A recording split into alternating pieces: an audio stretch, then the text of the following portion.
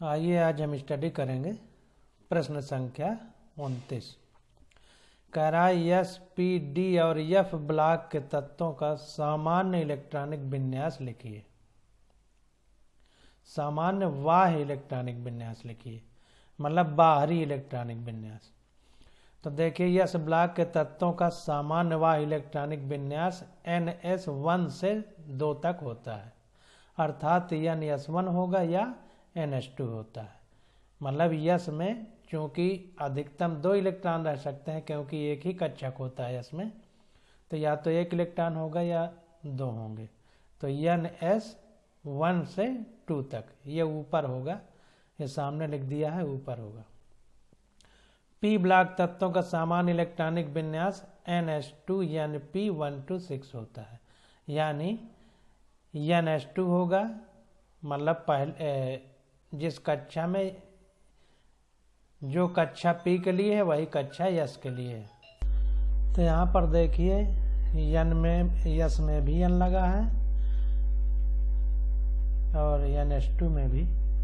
यहाँ पर यहाँ की बात करते हैं तो यहाँ S के साथ भी एन है, P के साथ भी एन है। इसका मतलब एक ही कक्षा के यस और P उपकोष हैं।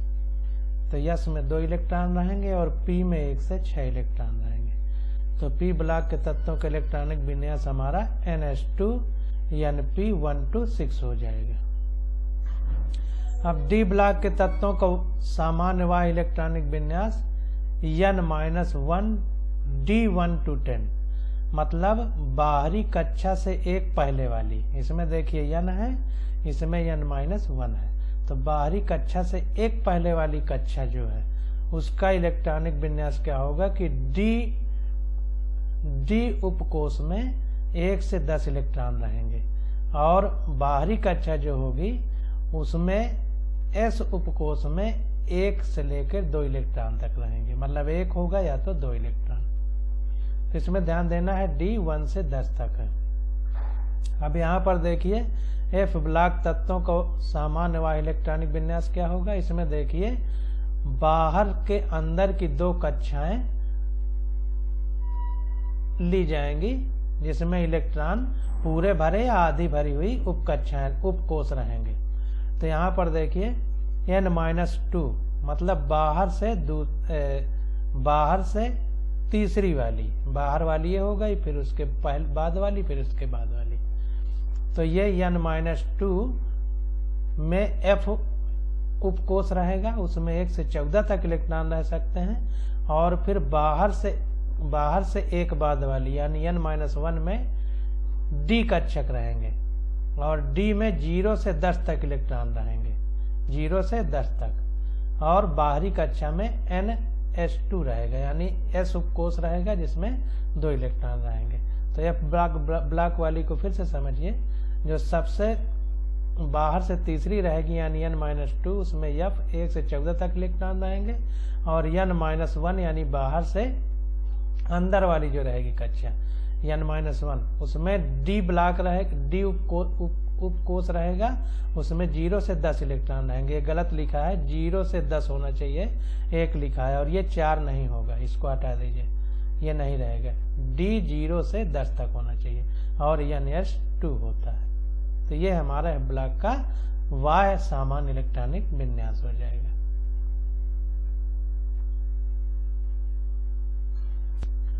तो देखिए रिकॉर्डिंग बंद हो गई थी, तो अब पता नहीं इसको बता दिया है कि नहीं, इसको आप समझिए। तो कह रहा है तत्व जिसका बाह्य इलेक्ट्रॉनिक विन्यास निम्नलिखित है का स्थान आवर्त सारणी में बताइए। तो NS2 NP4 जिसके लिए n बराबर 3 है। तो इसको देखते हैं। देखिए चूंकि n बराबर 3 है, इसका मतलब मुख्य क्वांटम संख्या 3 है, तो जो मुख्य क्वांटम संख्या होती है वही आवर्त बताती है। तो इसलिए दिया गया तत्व तीसरे आवर्त यानी n बराबर 3 में उपस्थित है, तथा इसके संयोजी कक्षा में 6 इलेक्ट्रॉन उपस्थित है। यहाँ पर देखिए NS2 NP4 यानी 2 ये यस वाले और 4 P वाले, यानी 4 2 6। तो संयोजी कक्षा में 6 इलेक्ट्रॉन उपस्थित हैं। यह एक P ब्लॉक तत्व है, क्योंकि विभेदी इलेक्ट्रॉन P उपकक्षा में प्रवेश करते हैं। अब चूंकि देखिए यहाँ पर ये यस वाला पूरा भरा है, क्योंकि यस में एक कक्षक होता है और एक कक्षक में 2 इलेक्ट्रॉन रह सकते हैं, इसलिए दोनों भरे हुए हैं। तो जो प्रवेश करने वाला इलेक्ट्रॉन होगा वो पी में जाएगा। तो पी में जाएगा तो इसलिए पी ब्लॉक, मतलब कहने का मतलब यह है कि विभेदी इलेक्ट्रॉन पी उपकोष में प्रवेश करता है। अब वर्ग की संख्या, अगर हम वर्ग की संख्या निकालते हैं तो एनसीईआरटी में पढ़ा था कि 10 प्लस संयोजी इलेक्ट्रॉनों की संख्या। तो 10 प्लस संयोजी इलेक्ट्रॉन कितने हैं? 6। तो 6 हो गए, मतलब 16। इस प्रकार यह तत्व तीसरे आवर्त यानी वर्ग 16 में उपस्थित है। यह सल्फर है, क्योंकि सल्फर परमाणु क्रमांक 16 होता है। अब अगला क्वेश्चन देखते हैं, दूसरा वाला। इसमें n-1 D2NH2 जब n बराबर 4 है तब क्या होगा, जो है इसका किस वर्ग और किस आवर्त में होगा। तो देखिए n बराबर 4 यानी यही हमारी मुख्य क्वांटम संख्या है, तो यही हमारी आवर्त बताएगी। तो आवर्त तो चौथा हो गया। तो दिया गया तत्व चौथे आवर्त में स्थित है।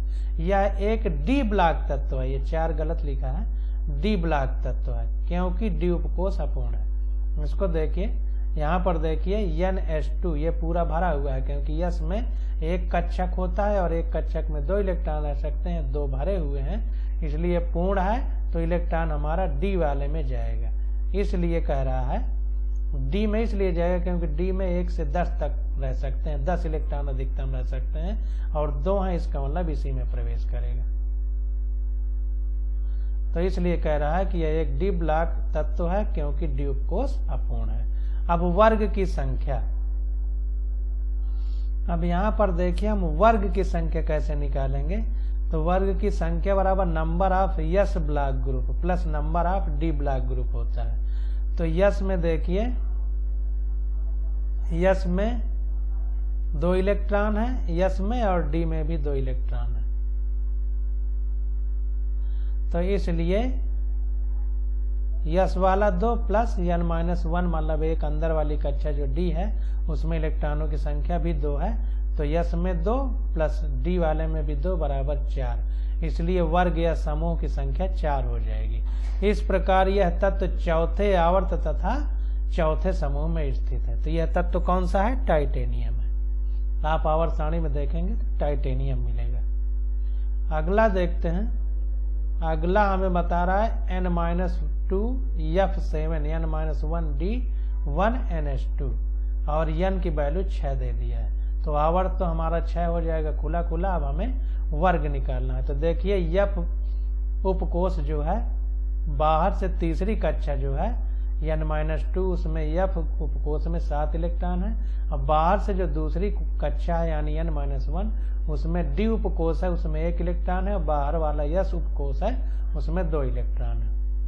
तो दिया गया तत्व छठवें आवर्त में स्थित है, क्योंकि n की वैल्यू 6 है, यानी यही मुख्य क्वांटम संख्या है। तो आवर्त 6 हो गया। यह एक F ब्लॉक तत्व है, क्योंकि F इसमें आ रहा है। तो यह एक F ब्लॉक तत्व है, क्योंकि विभेदी इलेक्ट्रॉन n-2 F उप कक्षा में प्रवेश करता है। तो n-2 वाली F उप कक्षा में चूंकि विभेदी इलेक्ट्रॉन प्रवेश करता है, इसलिए F ब्लॉक एलिमेंट है। यह तत्व वर्ग 3 में स्थित है, क्योंकि सभी F ब्लॉक के तत्वों को तीसरे वर्ग में रखा गया है। अब देखिए इसमें ये गणित नहीं चलेगी कि इलेक्ट्रॉन कितने हैं, क्या कैसे है। F ब्लॉक वाले तीसरे वर्ग में रखे गए हैं। तो सभी F ब्लॉक के तत्व चूंकि तीसरे वर्ग में है, इसलिए यह भी तीसरे वर्ग में होगा। यह तत्व गैडोलिनियम है। यह तत्व हमारा GD यानी गैडोलिनियम है। अब 31 नंबर क्वेश्चन देखते हैं। कह रहा है कि कुछ तत्वों की प्रथम आयनन एंथैल्पी यानी आयोनाइजेशन एंथैल्पी और द्वितीय आयोनाइजेशन एंथैल्पी यानी डेल्टा IH2 आयनन एंथैल्पी किलो जूल प्रति मोल में, और इलेक्ट्रॉन लब्धि enthalpy delta electron gain enthalpy kilo joule प्रति मोल में निम्नलिखित है। ये दिया गया है। पहला तत्व, दूसरा, तीसरा, चौथा, पांचवा, छठवां। ये देखिए आयोनाइजेशन एंथैल्पी और फर्स्ट आयोनाइजेशन एंथैल्पी यानी पहली आयनन एंथैल्पी, दूसरी आयनन एंथैल्पी, और ये इलेक्ट्रॉन लब्धि एंथैल्पी, ये दे दिया गया है। अब हमसे पूछ रहा है कि सबसे कम अभिक्रियाशील धातु है, तो सबसे कम अभिक्रियाशील कौन सी है? तो देखिए तत्व पांचवा यहां पर देखते हैं, ये तत्व पांचवा जो है सबसे अभिक्रियाशील होगा। अब क्यों होगा ये हम देख रहे हैं। तत्व पांचवा, क्योंकि इस प्रथम आयन एंथैल्पी का मान सर्वाधिक है तथा इलेक्ट्रॉन लब्ध एंथैल्पी का मान धनात्मक है। यह कर्म क्रियाशील धातु है। यह एक उत्कृष्ट गैस होनी चाहिए। कर्म नहीं, कम होना चाहिए। यह कम क्रियाशील धातु है। तो सबसे ज्यादा कम क्रियाशील कौन है? उत्कृष्ट गैस है, वो किसी से क्रिया नहीं करती क्योंकि उनका बाहरी इलेक्ट्रॉनिक विन्यास पूर्ण है। तो अब हमको ये समझना है कि क्रियाशील अधिक होने के लिए क्या होना चाहिए? आयनन एंथैल्पी का मान कम होना चाहिए, जिससे इलेक्ट्रॉन आसानी से निकाल करके आयन बने। तो जितना आसानी से इलेक्ट्रॉन निकलेगा उतने ज्यादा क्रियाशील होगा। लेकिन यहाँ आयनन एंथैल्पी सर्वाधिक है। ये जितने भी तत्व दिए गए हैं इनमें देखिए पहली आयोनाइजेशन एनर्जी 2372 किसी की नहीं है, तो सबसे ज्यादा है आयोनाइजेशन एनर्जी, यानी इससे इलेक्ट्रॉन निकालना बहुत कठिन है। तो जब इलेक्ट्रॉन निकालना कठिन है तो क्रिया बहुत कठिन हो जाएगी। तथा इलेक्ट्रॉन लब्ध एंथैल्पी का मान धनात्मक है, और इलेक्ट्रॉन लब्ध मतलब इलेक्ट्रॉन गेन एंथैल्पी यानी इलेक्ट्रॉन प्राप्त करने वाली जो एंथैल्पी है वो धनात्मक है। तो धनात्मक किनकी होती है? सातवें ग्रुप की और अक्री वालों की। अक्री गैसें जो हैं, तो जितना ज्यादा धनात्मक होगी इसका मतलब वो कम क्रियाशील है। तो इसलिए यह कम क्रियाशील धातु है, यह एक उत्कृष्ट गैस होनी चाहिए। तो इसकी देखिए जो इलेक्ट्रॉन गेन एंथैल्पी है प्लस में 48 है, यानी धनात्मक है। सबकी देखिए ऋणात्मक है, इसकी धनात्मक है। तो यह सबसे कम क्रियाशील है, यानी इलेक्ट्रॉन लेगी ही नहीं। तो जाहिर सी बात है कि जो उत्कृष्ट गैसें हैं वो पूर्ण भरा हुआ है उनका वो, तो इलेक्ट्रॉन लेते ही नहीं। अब सबसे अधिक अपक्रियाशील धातु कौन सी है? तो सबसे अधिक अपक्रियाशील देखते हैं तो तत्व सेकंड सबसे अपक्रियाशील है, क्योंकि इसकी प्रथम आयन एंथैल्पी का मान न्यूनतम है। अब प्रथम आयन एंथैल्पी का मान न्यूनतम होगा, देखिए सेकंड वाली का सबसे कम है, इनमें 419 किसी का नहीं है, सबका 419 से ज्यादा। तो इलेक्ट्रॉन आयोनाइजेशन एनर्जी यानी आयनन ऊर्जा प्रथम वाली सबसे कम है, इसलिए इससे आसानी से इलेक्ट्रॉन निकाल के आयन बना सकता है, इसलिए आसानी से क्रिया कर सकती है। अब देखिए आगे, तो क्योंकि इसके प्रथम आयन एंथैल्पी का मान न्यूनतम तथा इलेक्ट्रॉन लब्ध एंथैल्पी का मान कम है। इलेक्ट्रॉन लब्ध एंथैल्पी देख लेते हैं, तो ये देखिए बहुत कम है, -48 है। इसको देखा जाए तो इसके बाद सबसे कम इसी का है। तो इसका इलेक्ट्रॉन आयोनाइजेशन एंथैल्पी सबसे कम है और इलेक्ट्रॉन गेन एंथैल्पी भी बहुत कम है, तथा इलेक्ट्रॉन लब्ध एंथैल्पी का मान भी कम है, यानी ये आसानी से इलेक्ट्रॉन निकाल सकती है और आसानी से इलेक्ट्रॉन ले भी सकती है। तो इसे अधिक क्रियाशील धातु होना चाहिए, यह एक क्षारीय धातु होनी चाहिए। क्योंकि आयनन एंथैल्पी बहुत कम है तो क्षारीय धातु होगी। आगे देखते हैं क्या कह रहा है। कह रहा है सबसे अधिक क्रियाशील अधातु है। देखिए अभी धातु कह रहा था, अब अधातु में आ गया। तो तीसरा तत्व थर्ड सबसे क्रियाशील अधातु का है, पूछ रहा है। तो क्योंकि इसकी इलेक्ट्रॉन लब्ध एंथैल्पी का मान उच्च ऋणात्मक तथा प्रथम आयनन एंथैल्पी का मान पर्याप्त उच्च है, यह एक हैलोजन होना चाहिए।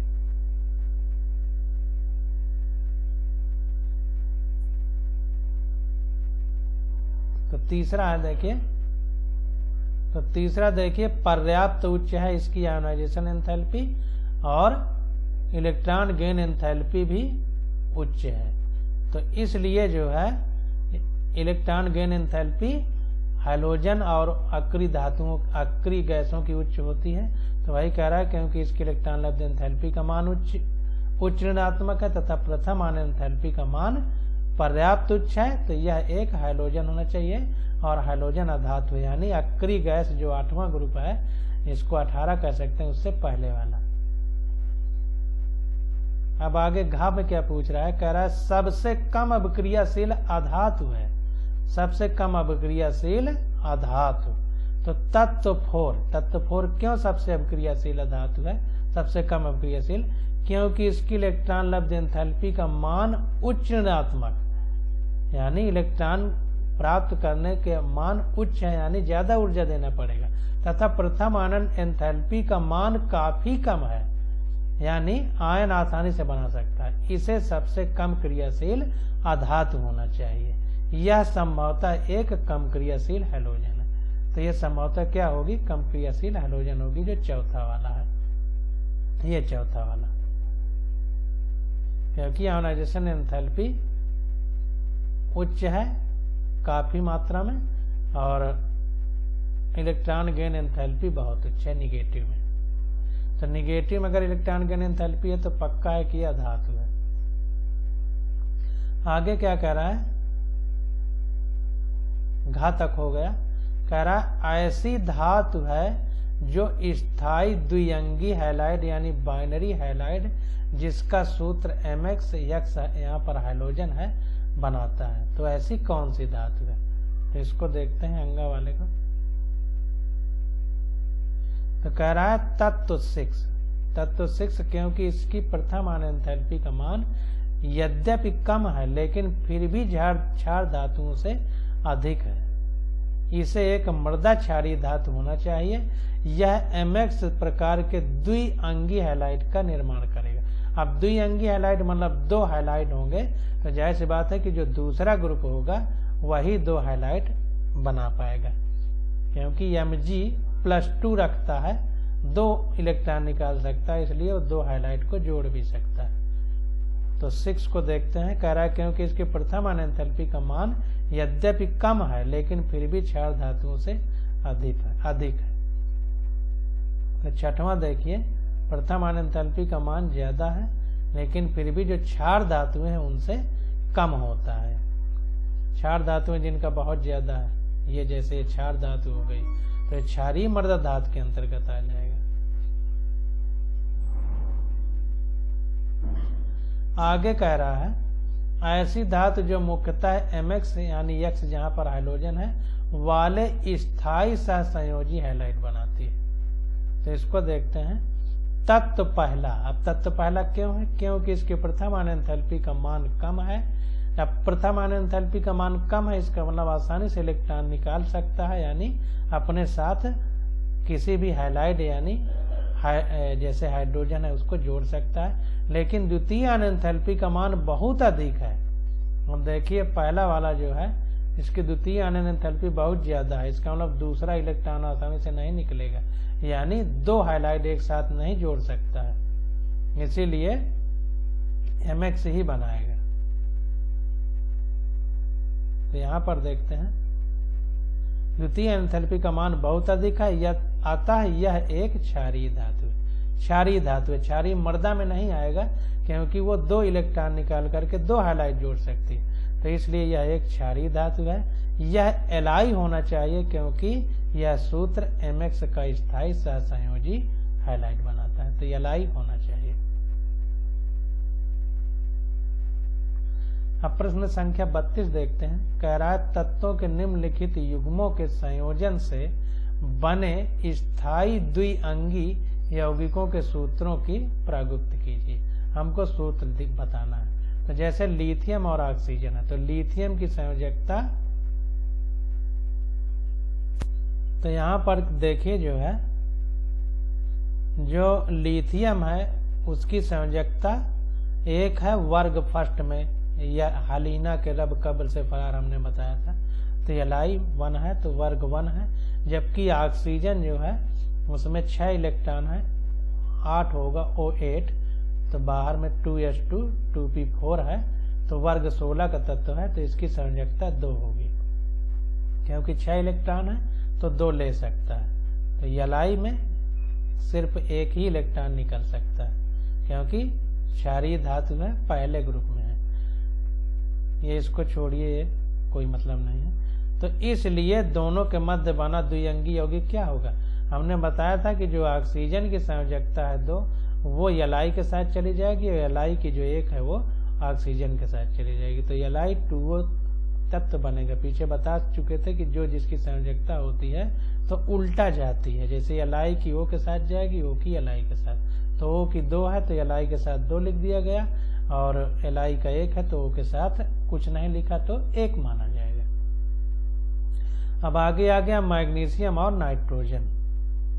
मैग्नीशियम तो 3s2 आ जाएगा तो वर्ग इसका 2 हो जाएगा, कि संयोजकता भी 2 हो जाएगी। जबकि नाइट्रोजन में 2s2 2p4 होगा तो वर्ग 15 आ जाएगा। तो वर्ग 15 आएगा इसमें, तो इसकी संयोजकता 3 होगी, क्योंकि वर्ग 15 यानी 2, 8 तो 10 पूरे हो गए, और बाहरी कक्षा में 5 रहेंगे।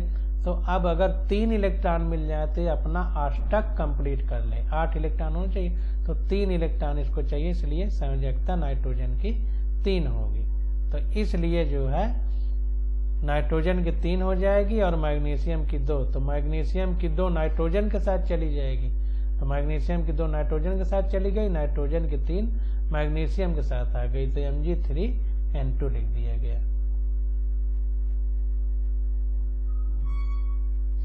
देखिए गलत लिखा है, नाइट्रोजन में 7N14 होता है, तो परमाणु क्रमांक ये 7 है, तो 1s2 2s2 2p लिखा जाएगा। तो 1s2 2s2 तो 4 3 7। देखिए 3 है तो संयोजकता 3 होगी। ये पूर्ण भरा हुआ है, और ये देखिए पूरा जो है ये बाहरी कक्षा है, 2 इसमें भी है 2 इसमें। बाहरी कक्षा है तो p उपकोष में 6 होने चाहिए, तो 3 इसको चाहिए, और दोनों मिला के इलेक्ट्रॉन बाहरी कक्षा में 5 हो गए। 2 + 3 = 5। तो अगर 3 इलेक्ट्रॉन इसको मिल जाए तो अपना अष्टक कंप्लीट कर ले, इसलिए नाइट्रोजन की संयोजकता 3 होगी।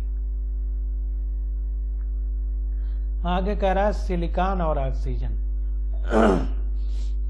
तो एल्युमिनियम और आयोडीन छूट गया, तो एल्युमिनियम और आयोडीन।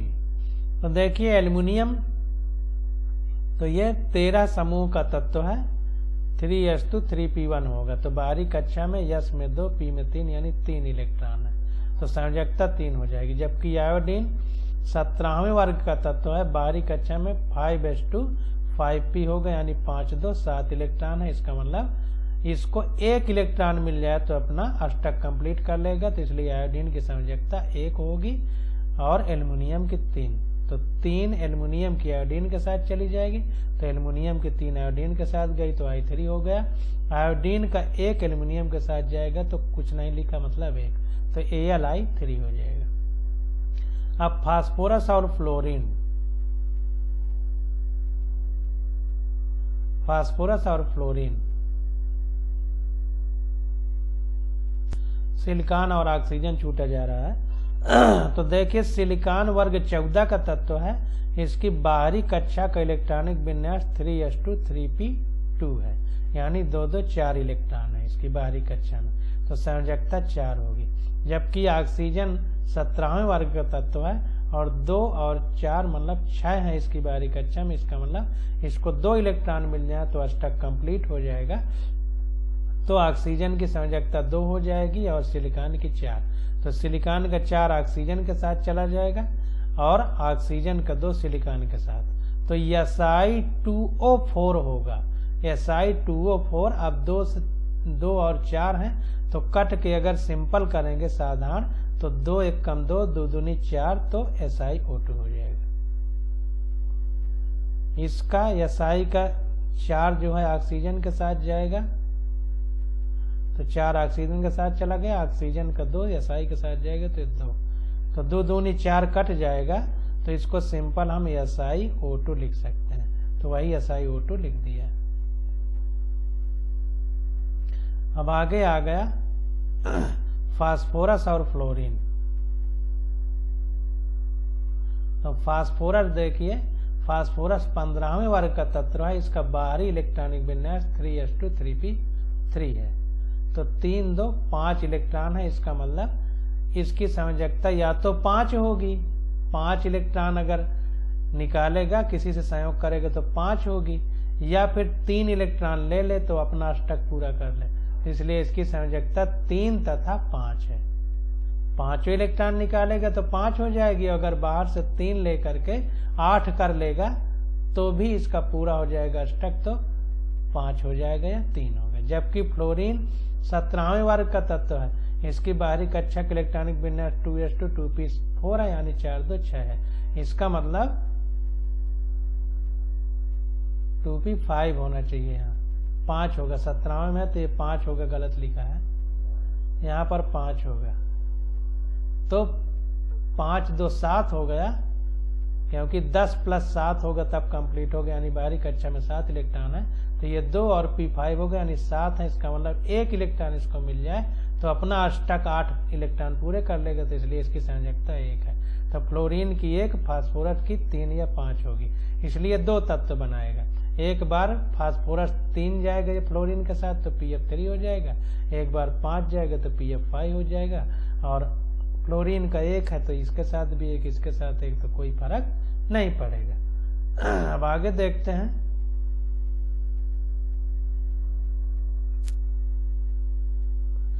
सिलिका 71वां तत्व और फ्लोरीन, 71वां तत्व और फ्लोरीन। तो तत्व जिसका परमाणु क्रमांक 71 है उसका इलेक्ट्रॉनिक विन्यास क्या होगा? 4f14 5d1 6s2। आप लोग भी आप बाउ नियम से इसको पूरा लिखिए, 1s2s2 p3s3 p4s 3d4 p5s 4d5 p6s, ऐसे याद कर लीजिए पूरा। उसमें इलेक्ट्रॉन भरते चले जाइए, s में 2, p में 6, d में 10 और f में 14 ऐसे रहेंगे। फिर आगे जब आएंगे तो खुद ही पता चल जाएगा कि कैसे भरना। तो ये इलेक्ट्रॉनिक विन्यास हो गया। यह एक लैंथेनाइड है तथा ल्यूटियम Lu है, ये तत्व का नाम ल्यूटियम है। यह वर्ग 3 में स्थित है, जितने लैंथेनाइड हैं वो सब वर्ग 3 में है। इनकी संयोजकता 3 है। अब देखिए, ये आपको ना भी याद हो तो आपको कितना, केवल इतना याद हो कि लैंथेनाइड किस परमाणु क्रमांक से किस परमाणु क्रमांक तक रखे गए हैं, तो ये सब लिखने की जरूरत नहीं पड़ेगी। अगर आपको याद है तो जितने लैंथेनाइड है वर्ग 3 में रखे गए हैं, और वर्ग 3 में है तो इसकी संयोजकता 3 है। अब फ्लोरीन की संयोजकता 1 है, ऊपर से पढ़ते चले आ रहे हैं। तो Lu की 3 हो गई, फ्लोरीन की 1 हो गई, तो ये 1 इसके साथ चला गया, Lu का 3 इसके साथ आना चाहिए। इसलिए दोनों के मध्य बना द्विअंगी यौगिक LuF। अब यहाँ पर देखिए गलत लिख दिया है, LuF3 होगा, LuF3 है, तो ये हमारा आंसर हो जाएगा।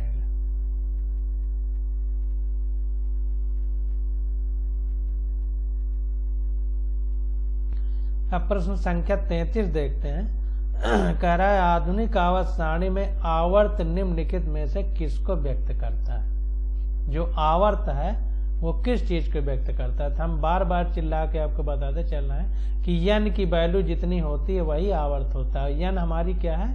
मुख्य क्वांटम संख्या है। तो n हमारी मुख्य क्वांटम संख्या जो है वही आवर्त को व्यक्त करती है। तो आधुनिक आवर्त सारणी में प्रत्येक आवर्त एक नवीन कक्ष के बनने के साथ प्रारंभ होता है। तो जो आवर्त सारणी है उसमें अगर आवर्त बताना है तो जो मुख्य क्वांटम संख्या होगी वही उसके बराबर ही हमारा आवर्त होगा। इसलिए 33 का ग वाला आंसर सही है, मुख्य क्वांटम संख्या। अब आगे आ जाता है प्रश्न संख्या 34।